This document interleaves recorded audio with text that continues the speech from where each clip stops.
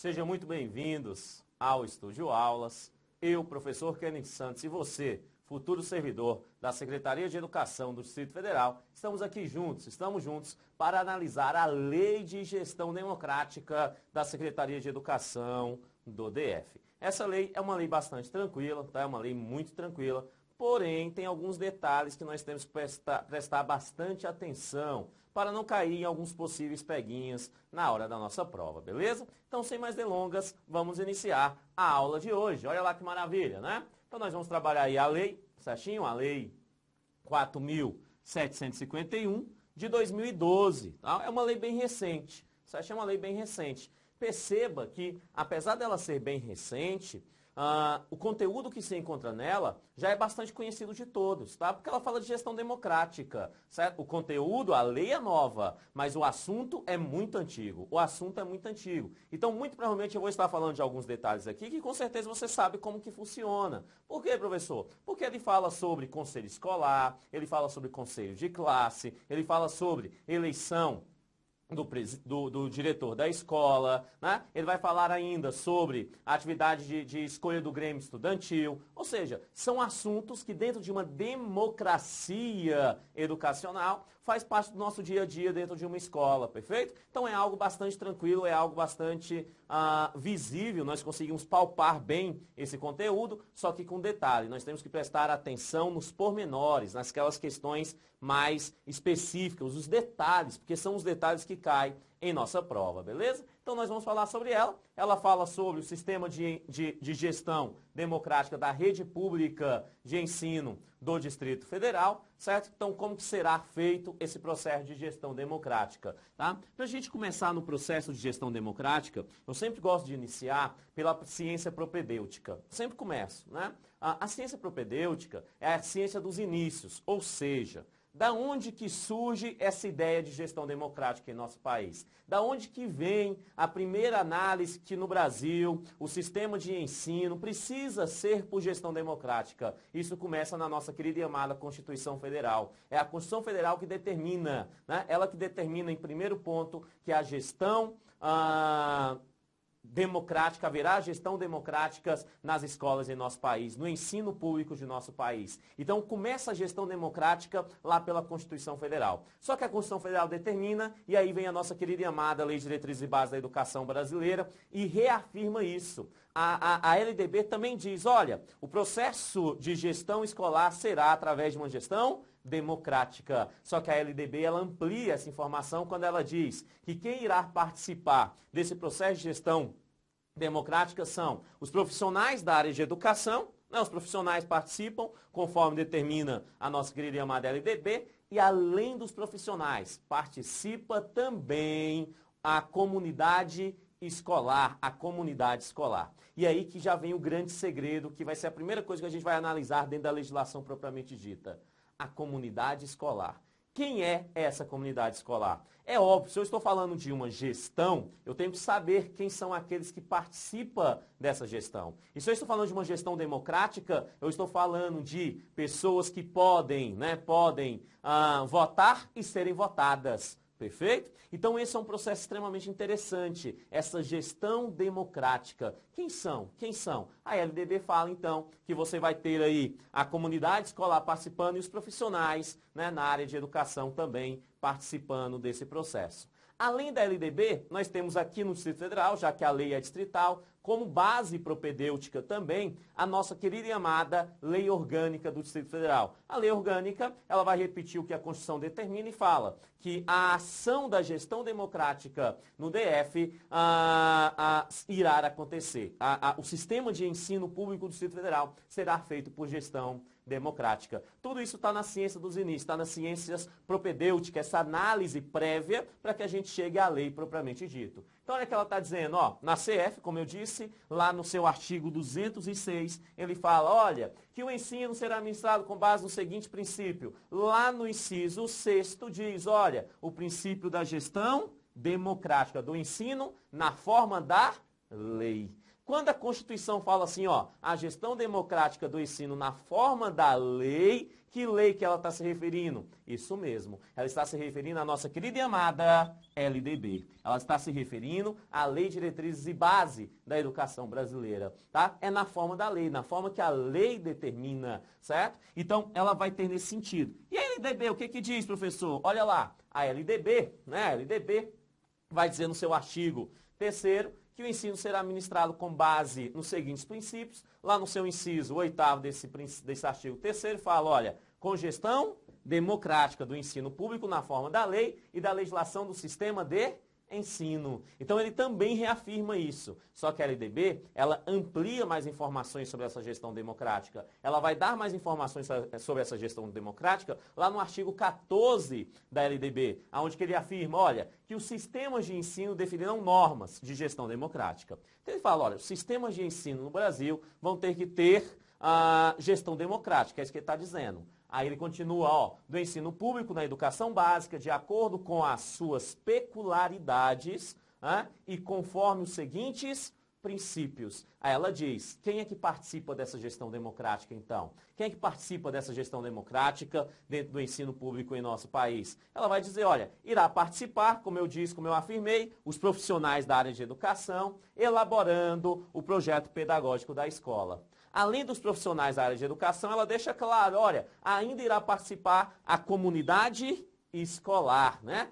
Participando em conselhos escolares ou coisas congêneres, né? Ou algo congênere. Então, conselhos escolares ou equivalentes, conforme se dá na legislação. Então, essa é a ciência propedêutica até LDB. Então, a LDB, ela afirma isso. Só que aí nós temos ainda a nossa querida e amada Lei Orgânica do Distrito Federal. Sabemos que o DF, né, não tem Constituição estadual. Nós sabemos que ele é feito aí organizado por uma lei orgânica, né, uma lei orgânica. Lá no seu artigo 222 dessa lei orgânica, ele vai dizer, olha, que o sistema de ensino público no Distrito Federal será assegurado na forma da lei, ou seja, na forma da lei é a própria LDB e a lei de gestão democrática que nós já começamos a estudar, certo? Ele vai assegurar que essa gestão democrática do ensino público vai acontecer. E ele fala assim, ó, com participação e cooperação de todos os segmentos envolvidos no processo educacional.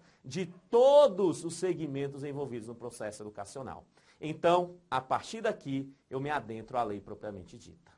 Até aqui é a base legal para que essa lei venha a ser criada. A nossa querida e amada lei orgânica fala, olha, vai ter gestão democrática sim. E quem vai participar dessa gestão democrática? Todos os segmentos. Todos os segmentos. Traduzindo, ele está falando de quem participa do processo democrático dentro das unidades escolares e dentro do Distrito Federal propriamente dito. Quem é que participa? Quem é que participa? Quando ele fala todos os segmentos, eu já quero que você defina aí. São 8 segmentos. 8 segmentos. Desses 8 segmentos, a legislação divide em 2 grupos de segmentos. Ela fala de um primeiro grupo. Esse primeiro grupo, de uma forma geral, a gente vai ver pontualmente, mas de uma forma geral, esse primeiro grupo trata-se dos estudantes, né? E dos pais dos estudantes. Esse é o primeiro grupo, tá? O primeiro grupo. E o segundo grupo? O segundo grupo trata-se sobre os professores, né?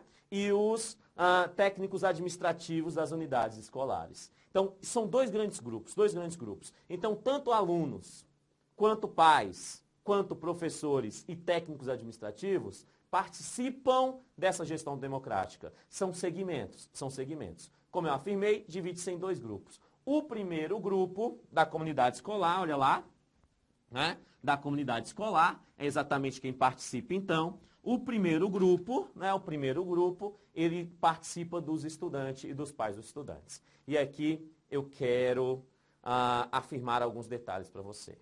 Primeiro, estudantes, nós estamos falando de estudantes da rede pública de ensino, certo?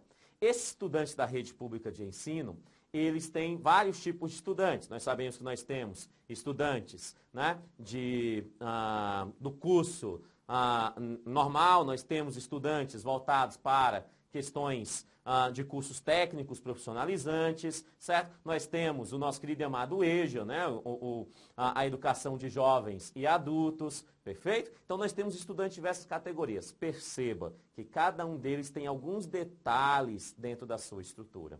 O primeiro segmento dentro desse primeiro grupo, esse primeiro segmento tem 5 grupos. O primeiro grupo tem 5 segmentos. O primeiro grupo tem 5 segmentos. O outro grupo, o segundo grupo, tem 3 segmentos. O primeiro segmento desse primeiro grupo, ele está falando de ninguém mais, ninguém menos do que dos estudantes da rede pública de ensino. Então ele generaliza, ele fala assim, ó, os estudantes da rede pública de ensino participam do processo de gestão democrática. Fazem parte da comunidade escolar. Perfeito? Então, eles fazem parte da comunidade escolar. Agora, para esse estudante participar, ele tem que ter uma idade mínima. Tá? Ele tem que ter uma idade mínima. Essa idade mínima é de 13 anos. Olha lá, 13 anos. É no mínimo 13 anos, tá? No mínimo 13 anos. Para ele poder fazer parte da comunidade escolar. Com direito a voto, perfeito? Com direito a voto. Então, isso é extremamente tranquilo, tá? Então, ele vai participar desse processo se ele tiver no mínimo 13 anos. No mínimo 13 anos. Menos de 13 anos, não participa. Agora, para ele ainda participar, tendo no mínimo 13 anos, ele precisa ter frequentado o bimestre anterior, tá? Ele precisa ter, olha lá, uma frequência superior a 50% do bimestre anterior, certo? Então, simples assim. Para que ele possa, né, fazer parte de um processo eleitoral, de uma escolha, de uma gestão democrática da unidade escolar dele ou de uma forma geral, ele só vai poder se ele tiver acima de 13 anos, né, no mínimo 13 anos, e se ele tiver uma frequência superior a 50% do bimestre anterior. Tranquilinho até aí? Fechou então esse primeiro segmento? Tranquilo? Bom demais. Agora é óbvio, né, amados? Os outros segmentos também falam de estudantes, tá? Também falam de estudantes. Agora, quando se falam de estudantes, eles não são obrigados a falar da idade. A idade é falada aqui, certo? Essa idade, ela se aplica a todas as outras, certo? Mas é bem óbvio. Por exemplo, nós vamos ter um segmento que fala do EJA. Tá? Fala, estudantes do EJA. Perfeito. Será que estudante do EJA, a legislação tem que falar que tem que ser maior do que 13 anos? Obviamente que não, né, amados? Então, nesse processo, ele só cita aqui em um outro segmento essa idade. Tranquilinho até aí? Beleza? Então, o primeiro segmento, olha lá, né? São de estudantes matriculados em instituições educacional da rede pública, com idade mínima de 13 anos e frequência superior a 50% das aulas do bimestre anterior. Tranquilo? Fechou? Bom demais. Certinho? Amados, os segmentos, né, a comunidade escolar, você tem que saber, perfeito? Você tem que saber nos seus pormenores, essa comunidade escolar. Este é o primeiro segmento. O segundo segmento também está falando de estudantes, certo? Só que ele está falando de estudantes específicos, ele está falando de estudantes, né, de escolas técnicas e profissionais, certo? De escolas técnicas e profissionais. Então é bastante óbvio, né? No estudante de escola técnica ou profissional da rede pública de ensino, esse estudante, a legislação não precisa falar que ele tem que ter mais de 13 anos. Não precisa, certo? Porque o estudante, para fazer parte aqui da escola técnica, né, ele tem que estar, no mínimo, cursando o ensino médio, né? Então você tem aí uma atividade onde que garante, né, já a sua idade. Então ele não afirma, olha, tem que ser no mínimo 13 anos. Não, mas obviamente que sim, né, tem que ser no mínimo 13 anos. Tá? Mas aonde ele está já garante isso, Por ser cursos profissionalizantes também, ele só vai fazer parte dessa comunidade escolar se o seu curso tiver uma carga horária mínima de 180 horas, tá? Então, esse estudante do segmento técnico e profissionalizante, né, só irá fazer parte da comunidade escolar se ele tiver uma carga mínima, o curso dele for de uma carga mínima de 180 horas, perfeito? Só assim. E ele também necessita ter uma frequência superior a 50% do bimestre anterior, certinho? Então, ele tem que ter uma frequência superior de 50% do bimestre anterior. Esses são os estudantes das escolas técnicas e profissionalizantes, tá? Esses são os estudantes das escolas técnicas e profissionalizantes. Além disso, nós temos um outro segmento, né, que é o segmento dos estudantes matriculados na educação de jovens e adultos, né? Amados, é óbvio que é um segmento. O EJA é um segmento, tá? O EJA é um segmento. Obviamente, não precisa falar da idade do cara, né? E nem da carga horária. Afinal, já se sabe que ele é um curso, né? Um curso de uma determinada longa duração, digamos assim. Né? Então, você tem ali uma atividade onde só afirma o seguinte, que para o estudante do EJA, né, está habilitado dentro do processo de gestão democrática de uma unidade escolar, ele precisa apenas e exclusivamente ter a frequência, uma frequência superior de 50% do bimestre anterior. 50% do bimestre anterior. Tá bem aqui, ó. Ele precisa ter uma frequência superior a 50% do bimestre anterior, tá? Do bimestre anterior, perfeito? Tranquilinho até aí? Certinho? Professor, como é que isso funciona na prática? Vamos entender aqui? Vamos supor que vai ter eleição para diretor. Você não tem que fazer lá a lista? Não tem? A escola não tem que fazer a lista dos eleitores? Não tem? Tem. Então ela vai verificar todos eles e vai colocar dentro dessa lista aqueles que têm, né, a possibilidade de votar para o diretor. É isso que nós estamos fazendo. Nós estamos vendo quem é que pode, quem é que tem o direito, né, de exercer essa atividade de gestão democrática. Até agora nós vimos 3 segmentos, né? 3 segmentos dentro do primeiro grupo, né? Primeiro grupo que trata dos estudantes e dos pais dos estudantes, perfeito? Agora nós vamos por quarto segmento. O quarto segmento, ele está falando de alunos, de estudantes que fazem cursos semestrais. Aqui tem um segredo.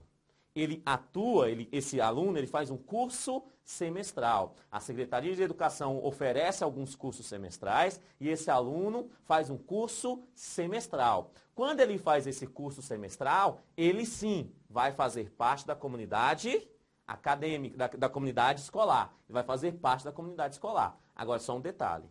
Aqui volta a afirmar a idade dele, aonde que afirma que ele tem que ter no mínimo 13 anos de idade, certo? Porque para fazer o curso semestral não necessariamente tem que ser um adulto, certinho? Então, no mínimo 13 anos de idade, 13 anos de idade. E o outro detalhe que é um grande peguinha na sua prova. Lembra dos demais segmentos, dos outros estudantes?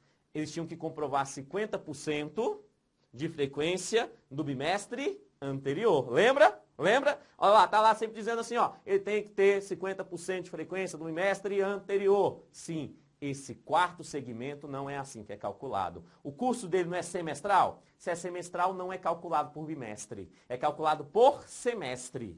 Por semestre. Então, neste caso, a frequência dele deve ser, né? Deve ser superior a 50%, sim.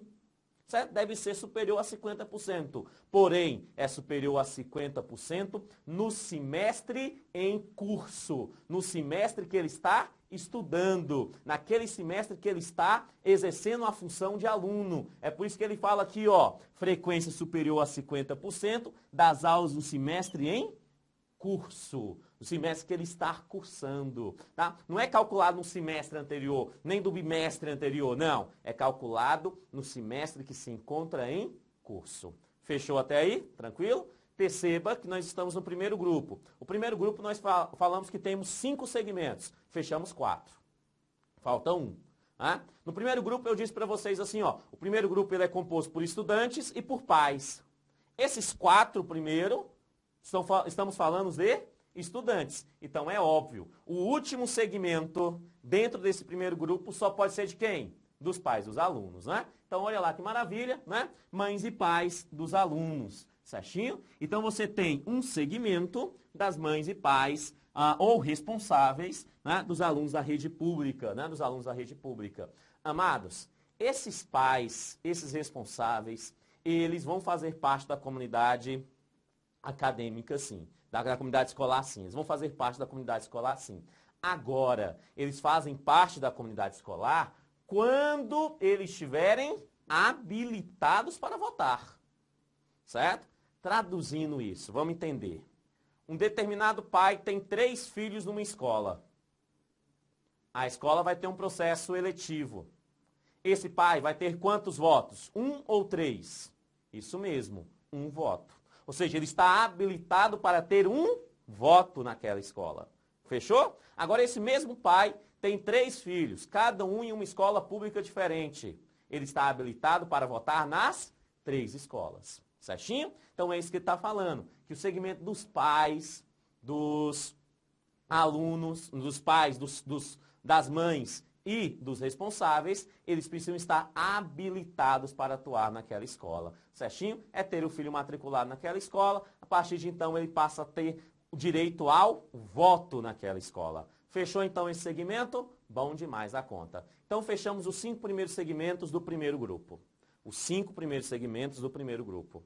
Agora, nós vamos para o segundo grupo. Como nós falamos, são 8 segmentos. Então, o segundo grupo nós temos 3 segmentos. 3 segmentos. Esses 3 segmentos sobrou para quem? Isso mesmo. Para os professores, não é? Para os servidores da carreira de magistério, certo? Que são os professores. E também para os servidores técnicos administrativos da rede de ensino pública do Distrito Federal. Então, esse segmento trata sobre esse. Professor, mas são 3 segmentos? São 3 segmentos, para 2 categorias, né? Para 2 categorias e 3 segmentos. Quais são? Olha lá, segundo grupo então. Segundo grupo. O primeiro segmento, né? Nós estamos falando de ninguém mais, ninguém menos do que dos professores. Olha o que ele fala então. Integrantes efetivos. Ou seja, você daqui a pouco. Amém? Amém, Senhor. Amém, Senhor. Porque eu estou falando dos professores efetivos. Aqueles que foram aprovados em um concurso público, igual você. Perfeito? Então, os efetivos fazem parte da comunidade escolar. Perfeito? Eles fazem parte da comunidade escolar. Então, fala, os integrantes efetivos da carreira de magistério, né? Da carreira de magistério. Ou seja, os professores públicos do Distrito Federal. Aí ele deixa claro isso aqui, amados. Preste bastante atenção que existe grande possibilidade de cair na sua prova como peguinha. Os professores efetivos, eles irão fazer parte da comunidade escolar. Será um segmento da comunidade escolar, mediante que ele esteja em exercício naquela comunidade escolar. Ou seja, o professor vota na escola que ele trabalha, na escola que ele está em exercício. Tranquilinho até aí? Professor, até aí mole, beleza. Mas, porém, todavia, contudo, o mesmo irá fazer parte da comunidade escolar caso ele esteja concorrendo a um cargo nela. Deixa eu explicar isso aqui com calma para vocês. Vamos entender. Primeiro caso, ele está falando o seguinte, que o professor que atua lá no Centro de Ensino Médio 10 da Península Sul de Brasília, né? Lá no setor PSU, aonde que eu resido até hoje, bom demais, minha querida amada Península Sul de Brasília, né? Professor lá do Centro de Ensino Médio 10, em exercício efetivo, ele tem direito ao voto naquela unidade escolar. Fechou até aí? Tranquilo? Bom demais. Então ele tem lá direito ao voto, beleza?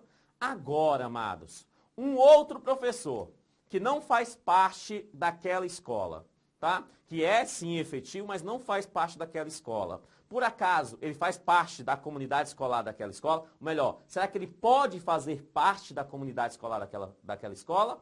Pode sim, se por acaso ele estiver concorrendo a um cargo naquela escola. Fechou?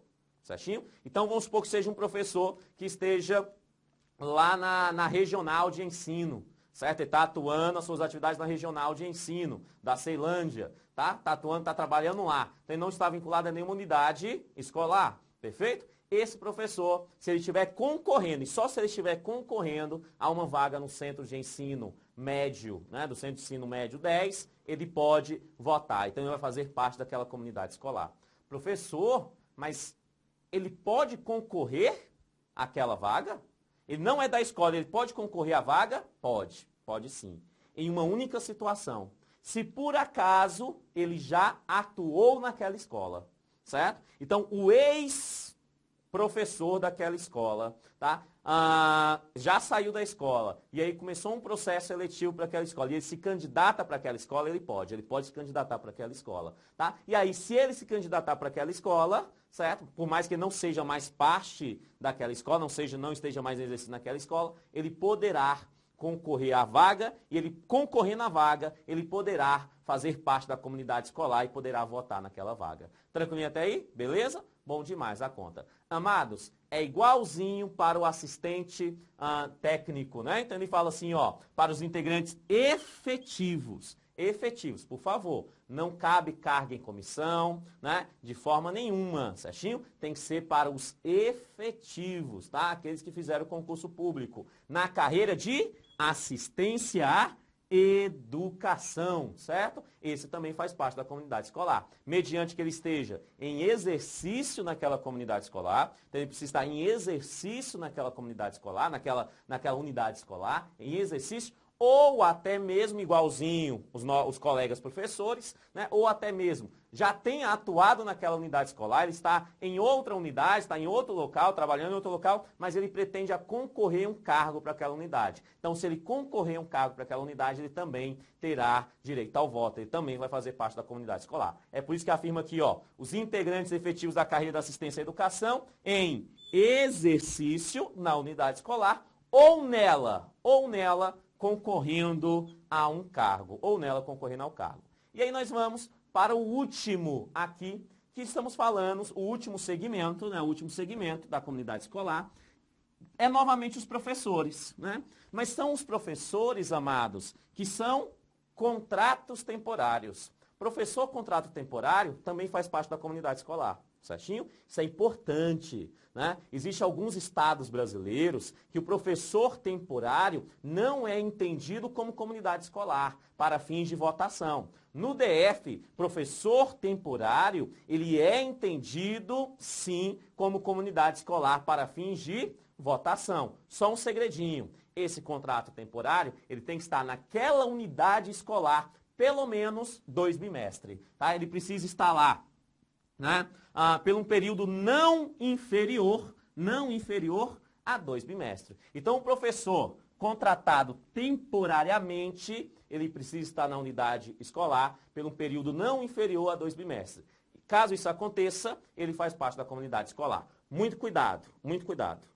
Quando eu falo desse professor, a legislação fala de 2 bimestres. A legislação em nenhum momento fala da carga horária dele. Certo? Então, se é um professor que tem, sei lá, 10 horas aula em relação a uma unidade escolar, e ele está lá 2 bimestres nessa unidade escolar, com 10 horas aulas, perfeito? Ele faz parte da comunidade escolar, ele tem direito ao voto. O que o examinador pode fazer para te enganar? Ele pode caracterizar que ele tem que cumprir uma carga horária mínima de 20 horas. Certo ou errado? Errado. Porque a legislação não fala de carga horária para ele. Só fala que ele precisa ter dois bimestres, pelo menos, né? Nunca inferior a 2 bimestres para terminar a comunidade escolar. Essa é a comunidade escolar. Perfeito? E assim nós fechamos, então, aqueles que participam. Na próxima aula, nós vamos ver aonde que eles participam, pelo menos uma parte deles. Valeu e até lá.